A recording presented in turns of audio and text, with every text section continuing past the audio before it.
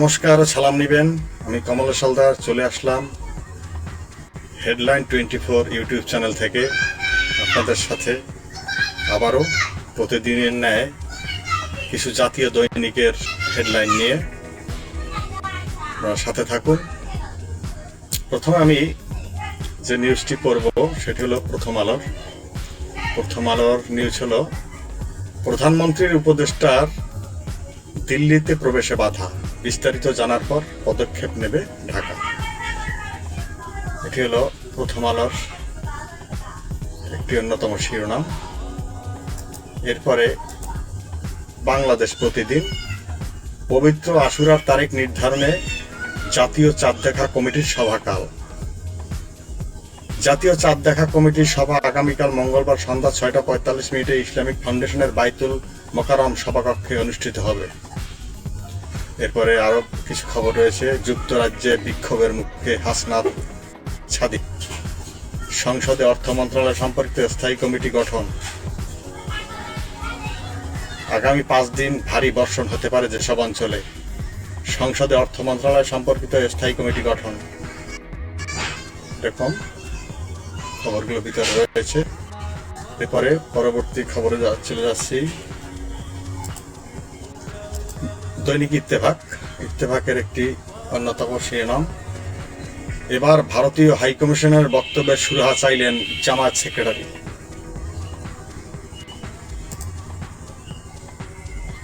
কালের কণ্ঠ, দেশ জুড়ে বজ্রবৃষ্টির সংখ্যা, কোথাও হতে পারে ভারী বর্ষণ। দেশের সব বিভাগে আগামী 24 ঘন্টার মধ্যে বজ্র সহ বৃষ্টি ঝরতে পারে বলে আভাস দিয়েছেন আবহাওয়া অধিদপ্তর। এটি হলো অন্যতম একটি শিরোনাম।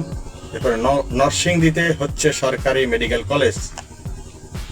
3 মাসে 652 শিশুর মৃত্যু, হাসপাতালে 3738 জন। নেক্সটে যাচ্ছি আমরা নয়াদিগন্তের একটি শিরোনাম, দেশ জুড়ে অপরাধের বিস্তার, কারামুক্ত শীর্ষ সন্ত্রাসীদের আন্ডারওয়ার্ল্ড নিয়ন্ত্রণের মরণ নেশায় রাজধানী সহ দেশের বিভিন্ন অঞ্চল এখন জনসাধারণের জন্য অনিরাপদ ও ভীতিকর হয়ে উঠছে। আরেকটি আছে, দেখতে পাচ্ছেন, সাবেক আইজিপি বেনজির দুবাইয়ে গ্রেপ্তার।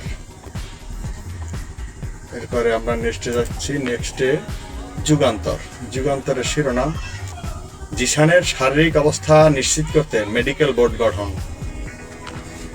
গণমাধ্যম খাতে সংস্কারের প্রয়োজনীয়তা বৃদ্ধি পাচ্ছে, মিয়া গোলাম পরওয়ার।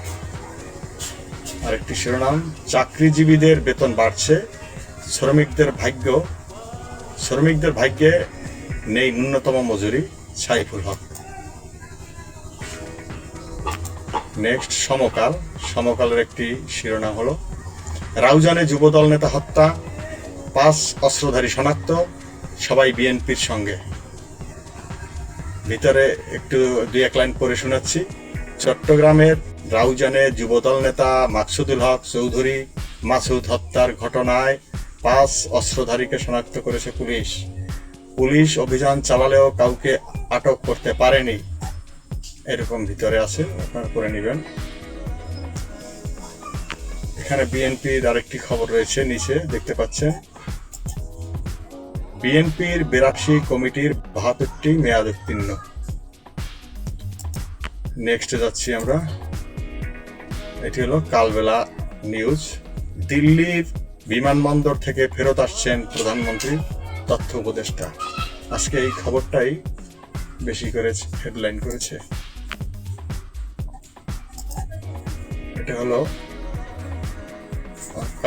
কালবেলায় ভিতরে একটু করে নিচ্ছি, ভিতরে কি লিখেছে। প্রধানমন্ত্রীর পলিসি ও স্ট্র্যাটেজি বিষয়ক উপদেষ্টা জাহিদ-উর রহমানকে দিল্লিতে প্রবেশে বাধা দিয়েছে ভারতের ইমিগ্রেশন কর্তৃপক্ষ। পরে উচ্চ মহলের নির্দেশে অনুমতি দেওয়া হলেও প্রধানমন্ত্রীর উপদেষ্টা দিল্লিতে প্রবেশ না করে কলম্বো হয়ে ভিতরে বাকি খবর রয়েছে। এরপরে এটি হলো কালবেলার একটি নিউজ, এমপি মনিরুল হকের প্রকাশ্যে ক্ষমা চাওয়া উচিত, বলেছেন সর্বমিত্র চাকমা। কবে ও কিভাবে ফেরানো হবে বেনজিরকে? প্রথম আলোতে যে নিউজটি করেছে প্রধানমন্ত্রী তথ্য সম্প্রচার উপদেষ্টা জাহিদুর রহমানকে নিয়ে, তার ভিতরে আমি কয়েক লাইন পড়ে শোনাচ্ছি। প্রধানমন্ত্রীর তথ্য ও সম্প্রচার উপদেষ্টা জাহিদুর রহমানের একটি ফাইল ছবি এখানে দিয়েছে প্রথমে। এরপরে ভিতরে লিখেছে, প্রধানমন্ত্রীর পলিসি ও স্ট্র্যাটেজি বিষয়ক উপদেষ্টা জাহিদুর রহমানকে ভারতের ইমিগ্রেশন কর্তৃপক্ষের দিল্লিতে প্রবেশে বাধা দেওয়ার বিষয়ে খোঁজ নেওয়া হচ্ছে। বিস্তারিতভাবে জানার পর কি পদক্ষেপ নেওয়া হবে ঠিক করা হবে। আমার আজকের এই ভিডিওটি ভালো লাগলে আপনারা লাইক, শেয়ার এবং কমেন্ট করবেন এবং আমাকে উৎসাহিত করার জন্য সাবস্ক্রাইব করবেন অবশ্যই। দেখা হবে আবার রাতের হেডলাইন নিয়ে। ধন্যবাদ সবাইকে।